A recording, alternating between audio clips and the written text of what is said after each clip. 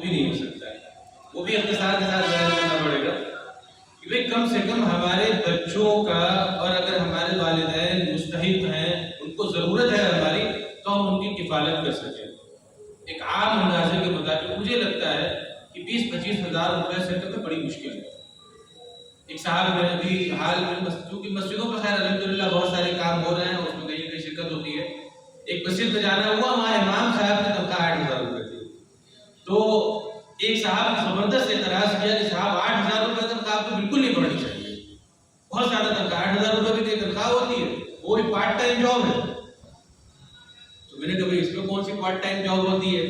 تو انہوں نے کہا کہ وہ 5 منٹ نماز پڑھاتے پھر چلے جاتے ہیں، پھر آتے 5 منٹ پڑھاتے پھر چلے جاتے ہیں۔ تو انہوں نے کہا کہ مجھے لگتا ہے سب سے زیادہ فل ٹائم جاب اگر ہوگی تو وہ یہی ہے۔ اچھا دوسری بات انہوں نے کہا کہ 8,000 روپے تنخواہ تو بہت ہوتی ہے، اور پہلے زمانے میں تو تنخواہ ہوتی ہی نہیں تھی۔ تو میں نے کہا صحیح میں تنخواہ نہیں ہوتی تو نہ تنخواہ کو اس کی دے سکتا ہے۔ اس زمانے میں وظائف ہوا کرتے تو بڑے معیاری ہوا کرتے، بہت معیاری ہوا کرتے۔ ہمارے استاد مولانا مفتی جمال الدین صاحب صدر مفتی دارالعلوم حیدرآباد، میں نے اس سلسلے میں کچھ باتیں کی تو مفتی صاحب نے ایک حدیث مجھے بھیجی، وہ میرے پاس رکھی ہوئی بھی ہے، بڑا زبردست معیار سے لکھا ہوا کتابوں کے حوالے سے۔ بہرحال تو انہوں نے کہا کہ اس سے پہلے زمانوں میں تنخواہ نہیں ہوتی تھی، تو میں نے کہا بھائی میری معلومات کے مطابق وظائف ہوا کرتے تھے یا ہدایہ ہوا کرتے تھے۔ تو انہوں نے کہا ہدایہ ہونے چاہیے، اور اب بھی امام تنخواہ نہ لے تو لوگ ہدیہ دیں گے۔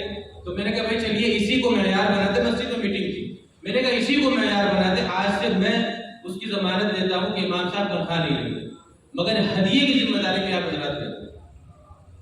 بہت دھیان سے سنیے گا، میں نے کہا کہ ہدیے کی ذمہ داری آپ حضرات دے رہے ہیں۔ تو میرے صاحب کہنے لگے بالکل سب لوگ ہدیہ دیں گے۔ تو ہم نے کہا اچھا اب ہدیہ کتنا ملے گا یہ بھی طے ہو جائے۔ تو انہوں نے کہا ہدیہ کیسے طے ہو جائے گا بھائی؟ تو ہم نے کہا بس یہی میں سننا چاہ رہا تھا، جب ہدیہ طے نہیں تو نہ نماز کا اوقات طے ہوں گے نہ نماز طے ہوں گے۔